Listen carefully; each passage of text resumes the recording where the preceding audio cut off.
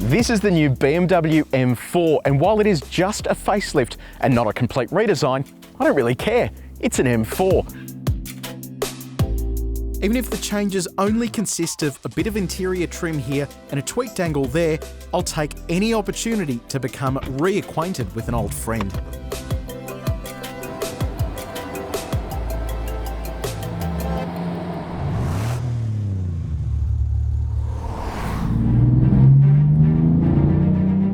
The first time I drove an M4, I remember being blown away with how sharp the throttle response was and the rush of torque it would continuously deliver. Always been a sports car that builds on raw emotion. While others have moved towards comfort and function, the M4 is very much a clinical weapon. But has that feeling changed? Absolutely not. Have a listen to that. That is the sound of that incredible six sucking in as much air as it possibly can. And the best bit is you can customize everything in this car. Everything from the ride to the steering can be changed. Even the gear shifts can be changed so that you can have neck snapping shifts to optimize performance. This isn't like a C63 or an RS5. This is all about involving the driver. Everything from the seating position through to the way that it wants to spit you out mid-corner is all very BMW. It has a unique driving experience that the others absolutely cannot match. And then of course there's the noise. It is absolutely stupid.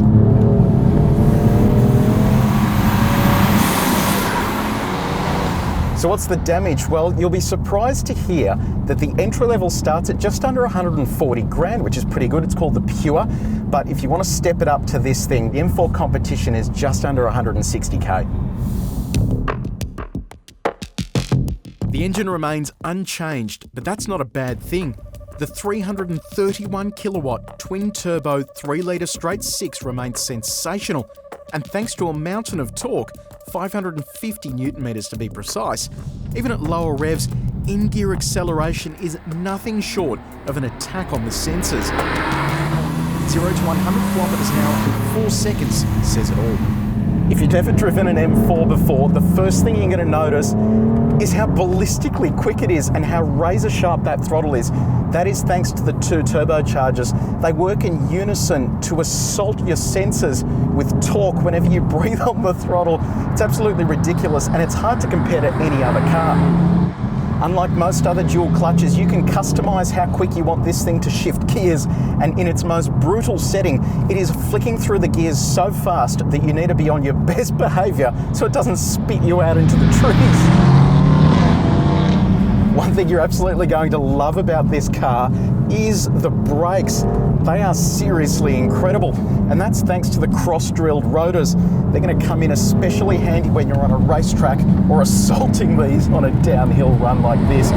One thing I'm not a fan of though, and that they haven't fixed with this LCI update, is the freedom with the stability control. Every time you get onto the gas out of one of these corners, it just keeps biting down and not giving you freedom that you need to move.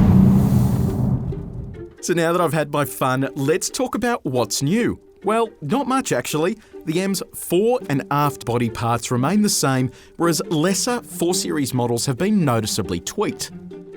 What has changed are the head and tail lights. The M4s are now more angular LEDs up front, while the rear sports flowing 3D lamps.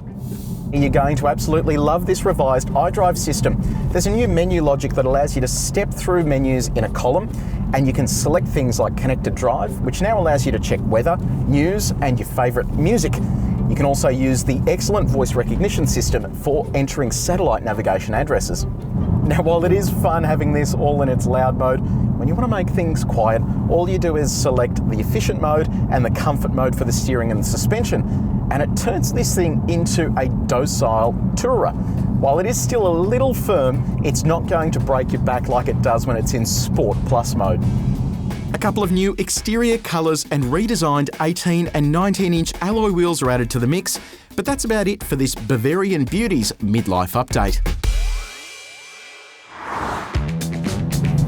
Despite this just being a minor facelift for the M4, it still has the core essentials to an M car, and it delivers an experience that the competitors simply can't match. I just cannot stop driving it. This has been a super quick look at the BMW M4 LCI update, and it is smile-making material, especially out on these winding country roads.